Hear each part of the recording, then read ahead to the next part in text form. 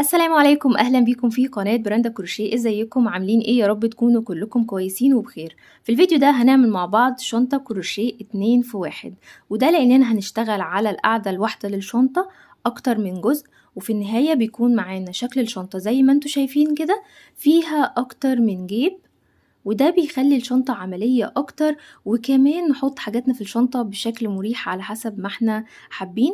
نقدر كمان ان احنا ننفذ الشنطة دي بأي مقاس، مجرد ما تعرفوا الفكرة الأساسية تقدروا انكم تنفذوها بأي مقاس انتوا عايزين تعملوه، كمان بأي غرزة انتوا حابين تشتغلوها. بالنسبة لمقاس الشنطة فبيكون معايا طول الشنطة حوالي 20 سنتي، وعرض الشنطة حوالي 35 سنتي. كمان طول الدراع تقدروا ان انتوا تنفذوه على حسب انتوا حابين الطول يكون قد ايه. بالتقريب معايا طول الدراع حوالي 70 سنتي.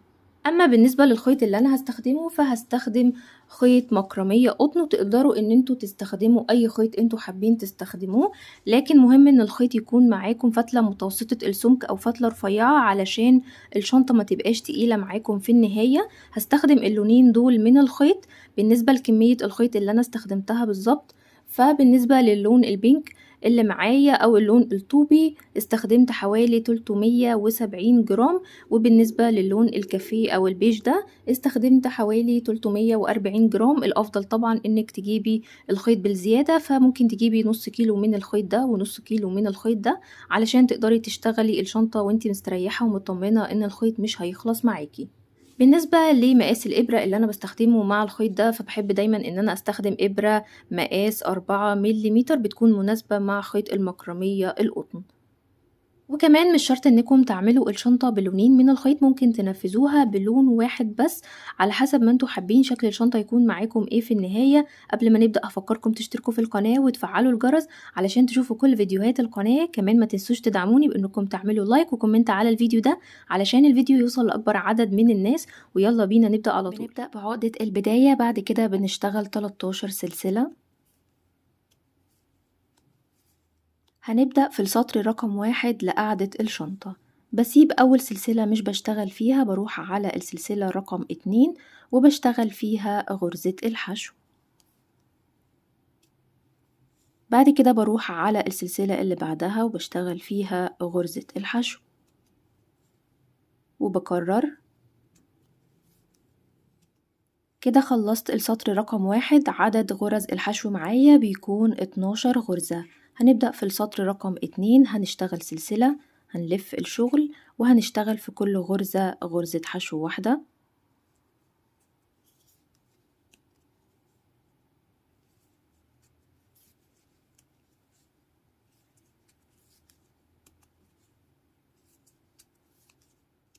قربت على نهاية السطر رقم 2، دي كده آخر غرزة معايا.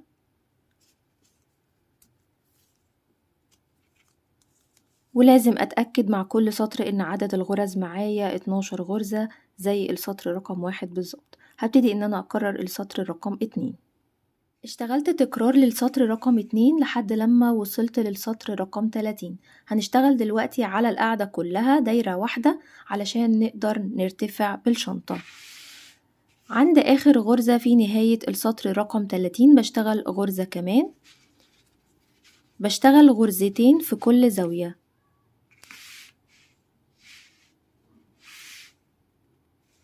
غير كده بشتغل غرزة واحدة بس. وهبدأ دلوقتي وهشتغل في كل سطر بيقابلني على الجنب غرزة واحدة.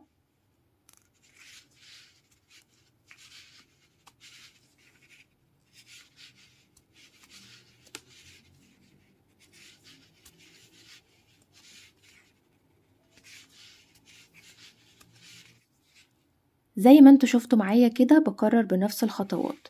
في كل سطر على الجنب هنا بشتغل غرزة واحدة لحد لما بوصل للركن التاني في المستطيل وبشتغل فيه غرزتين، وده بيكون التزايد. بعد كده بكمل هنا وبشتغل غرزة واحدة بس في الجزء ده. بعد كده بوصل للركن التالت وبشتغل فيه تالت تزايد، وبكمل هنا غرزة واحدة لحد لما بوصل للجزء ده وبشتغل فيه غرزتين، وده هنا بيكون التزايد الأخير. هكمل لحد لما بوصل للجزء ده وهرجع لكم تاني. كده اشتغلت على القاعدة كلها زي ما انتوا شايفين. هنا معايا آخر غرزة، آخر تزايد بتكون مع نفس الغرزة اللي أنا اشتغلتها في أول السطر رقم 30 في نفس المكان. ودي الغرزة اللي بتكون معايا دايما في بداية كل سطر. هسيب الشغل بالشكل ده وهجيب اللون التاني، هعمل عقدة البداية، وعند أول غرزة زي ما اتفقنا هنا هسحب الخيط. شايفين دي كده أول غرزة، بدخل في الحلقة الخلفية للغرزة، وعقدة البداية دي بسحبها من الغرزة. بعد كده هشتغل سلسلة في نفس الحلقة، هشتغل غرزة الحشو، هروح على الغرزة اللي بعدها وهشتغل فيها غرزة حشو في الحلقة الخلفية، والغرزة اللي بعدها غرزة حشو في الحلقة الخلفية، وهكرر بنفس الخطوات. زي ما اتفقنا أول غرزة دي هتكون ثابتة معانا في كل سطر، إنها أول غرزة في بداية السطر، هحط هنا فيها علامة للغرز لو انتي هتتلخبطي. قربت على نهاية السطر علشان اشتغل آخر غرزة دي، هسحب هنا الخيط وهقفل بغرزة المنزلقة. شايفين في الغرزة دي قبل الغرزة اللي فيها العلامة في هنا سلسلة معايا هقفل فيها بغرزة المنزلقة، بعد كده هشتغل سلسلة وهسحب الخيط وهرجع اكمل هنا هشتغل آخر غرزة. وزي ما انتوا شايفين كده دي آخر غرزة هشتغل فيها آخر غرزة حشو في الحلقة الخلفية بالشكل ده. كده انا اشتغلت آخر غرزة، هجيب الشغل ده كده لقدام علشان اكمل شغلي بنفس اللون. هشتغل هنا في أول غرزة اشتغلتها غرزة حشو، وبكده هكون بشتغل في دواير متصلة أو شغل حلزوني. فبشد الغرزة كويس كده وبدخل في أول غرزة بشتغل فيها غرزة الحشو. بعد كده هروح على الغرزة اللي بعدها وهشتغل فيها غرزة الحشو، لكن هحط فيها علامة الغرز علشان تحدد لي دايما ان دي الغرزة اللي بتكون في بداية السطر. شايفين؟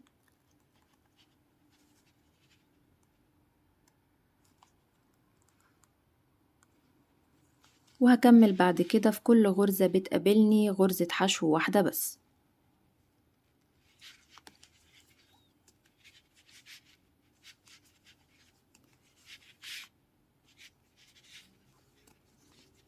وده كده بيكون تاني سطر، بكمل لحد لما بوصل لارتفاع الشنطة اللي انا عايزاه، وهرجع تاني اقول لكم اشتغلت كام سطر بالظبط. مع كل سطر دايما بنرجع علامة الغرز في اول غرزة في السطر علشان نحدد بداية السطر، لما نيجي نقفل السطر تكون النهاية عندنا في الغرزة الصح. وانا شغالة هسيب الخيط ده مش هقصه علشان هرجع اكمل شغلي بيه. اشتغلت فيه دواير متصلة لحد لما وصلت للسطر رقم 27. مع كل مرة كنت بثبت العلامة في بداية السطر. الطول وصل معايا 20 سنتي والعرض حوالي 30 سنتي. ودلوقتي هنقفل السطر. بعد آخر غرزة هسحب الخيط، بعد كده هقص الخيط.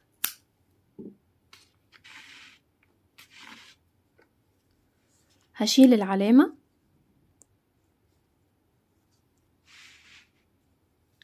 وهجيب إبرة التنظيف، بسيب غرزة بروح على اللي بعدها وبدخل فيها تحت الحلقتين بالشكل ده. بعد كده بسحب الخيط وبرجع على آخر غرزة بدخل في قلب الغرزة كده في الحلقتين بالشكل ده.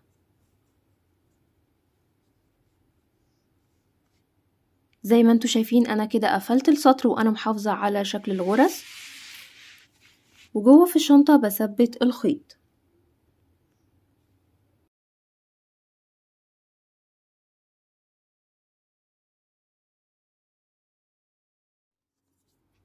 برجع للون الأول وكنا اشتغلنا هنا باللون التاني في الحلقة الخلفية بس. هنرجع هنا وهنشتغل في الحلقة الأمامية. هفك السلسلة اللي أنا اشتغلتها وهروح على الغرزة اللي بعدها. شايفين دي هنا كده الغرزة اللي أنا هشتغل فيها، وهشتغل في الحلقة الأمامية غرزة حشو. دي بتكون أول غرزة في بداية السطر، فبجيب علامة للغرز علشان أحدد الغرزة، وهكمل في كل غرزة بتقابلني هشتغل غرزة حشو في الحلقة الأمامية.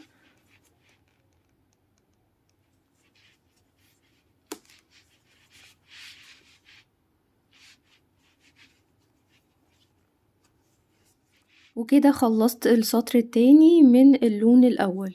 هشيل علامة الغرز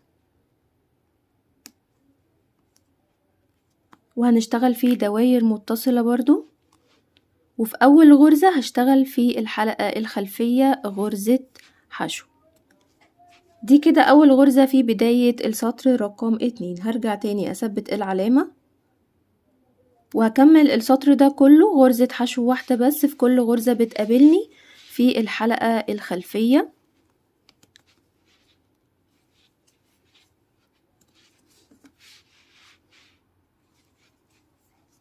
وصلت لنهاية السطر التاني. دلوقتي هشيل علامة الغرز وهبدأ في السطر رقم 3، وأول غرزة هتكون غرزة حشو في الحلقة الخلفية. هرجع تاني أثبت العلامة، بعد كده بروح على الغرزة اللي بعدها وبشتغل في مكان الغرزة من تحت، ودي بتكون غرزة حشو عميقة.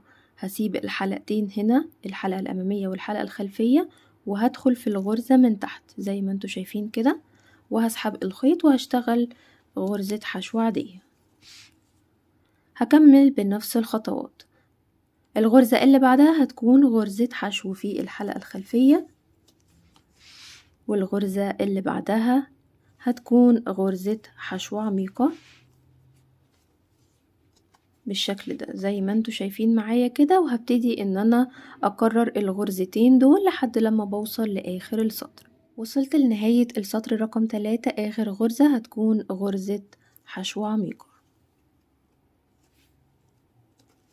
وهنبدأ ان احنا نكرر نفس الخطوات. هشيل العلامة وهبدأ في السطر رقم 4، لكن محتاجين ان احنا نعكس الغرز مع بعض. مش هينفع ان احنا هنا نشتغل غرزة حشو في الحلقة الخلفية والغرزة اللي بعدها نشتغل عميقة، لازم تكون الغرزة دي فيها غرزة حشو عميقة، فهنشتغل فيها غرزتين. اول غرزة هتكون غرزة حشو في الحلقة الخلفية، وهرجع احط علامة الغرز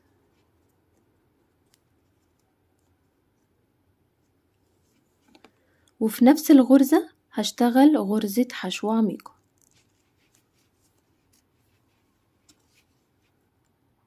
بنشتغل الطريقة دي علشان نقدر ان احنا نعمل تبادل بين الغرزتين. دلوقتي هروح على الغرزة اللي بعدها وهشتغل فيها غرزة حشو في الحلقة الخلفية، ودي بتكون غرزة الحشو العميقة. غرزة الحشو في الحلقة الخلفية اللي هنا بشتغل فيها غرزة حشو عميقة،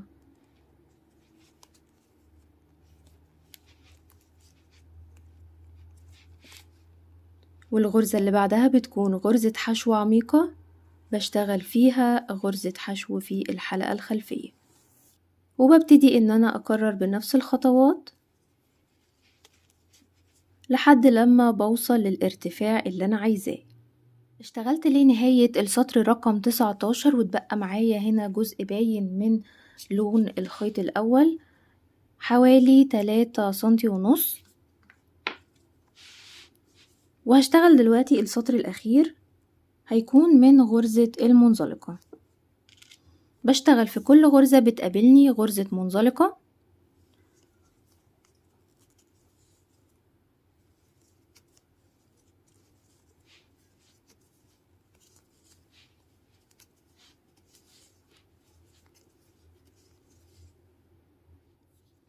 وصلت لنهاية السطر، بسيب اخر غرزة مش بشتغل فيها غرزة المنزلقة دي. هنا كده معايا اول غرزة، بعد كده بقطع الخيط وبسحب الخيط بالشكل ده، بجيب ابرة التنظيف وبإبرة التنظيف بقفل السطر وبشتغل اخر غرزة.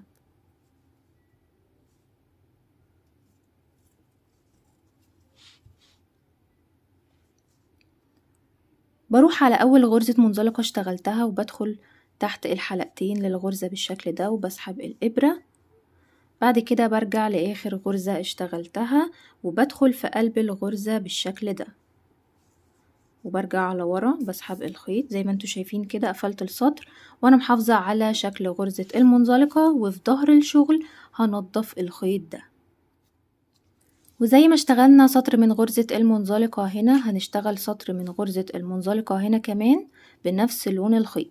اول حاجة هنعمل عقدة البداية، وفي اي مكان هنا هنسحب العقدة دي، نشد الخيط وهنشتغل في كل غرزة معانا غرزة منزلقة.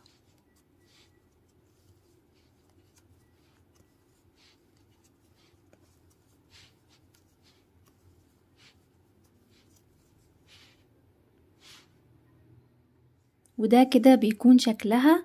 ودلوقتي هنعمل اليد للشنطة وهنعملها من اللون ده.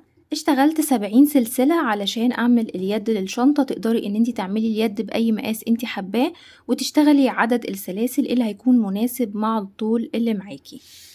بعد ما بشتغل 70 سلسلة هنا بسيب اول سلسلة مش بشتغل فيها، بروح على تاني سلسلة بشتغل فيها غرزة حشو.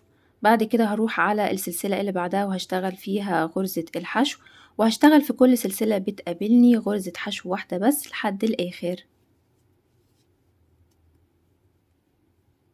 كده خلصت السطر رقم 1. هشتغل دلوقتي السطر رقم 2، فبرتفع بسلسلة وبلف الشغل وبشتغل في كل غرزة معايا غرزة حشو واحدة بس لحد اخر السطر.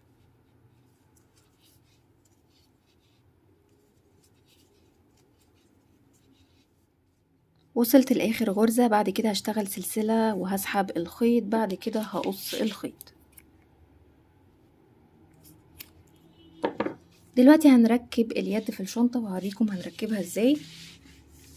هجيب اليد بالشكل ده وهثبتها هنا على الجزء ده، شايفين هتتخيط من جوه بالشكل ده، لان هي لو اتخيطت من بره شكلها مش هيبقى حلو قوي، فهنخيطها من جوه بالشكل ده. وهتأكد ان الدراع كله في الاتجاه الصحيح. وعلى الجنب التاني هركب الجزء التاني من الدراع، بسيب جزء شوية في الدراع من جوه علشان اقدر ان انا اخيطه كويس، وبخيطه بفتلة عادية، فتلة وابرة عادية بنفس اللون او لون قريب علشان ما يبقاش باين بالشكل ده زي ما انتوا شايفين معايا كده. وكده انا ثبت اليد بتاعه الشنطه زي ما انتوا شايفين كده، شكلها جميل جدا. لما بنثبتها جوه الشنطه بتدي شكل اشيك بكتير. كمان ضفت هنا اللوجو وثبته في النص، وكمان حطيته على اللون ده علشان يكسر اللون ويدي شكل مميز شويه. كنت بفكر ان انا احطه هنا، لكن قررت في النهايه ان انا اثبته هنا علشان يكون شكله اشيك اكتر. قولولي رأيكم في الكومنتات بتاعة الفيديو. كده احنا وصلنا لنهاية الفيديو. لو حابين تنفذوا معايا اي موديلات جديدة ابعتولي الصور بتاعة الموديلات دي على الفيسبوك او الانستجرام ونعملها مع بعض ان شاء الله الفترة الجاية. هستنى رأيكم في الكومنتات بتاعة الفيديو. ما تنسوش تعملوا لايك وشير للفيديو ده وتشتركوا في القناة وتفعلوا الجرس علشان تشوفوا كل الجديد على القناة. والسلام عليكم ورحمة الله.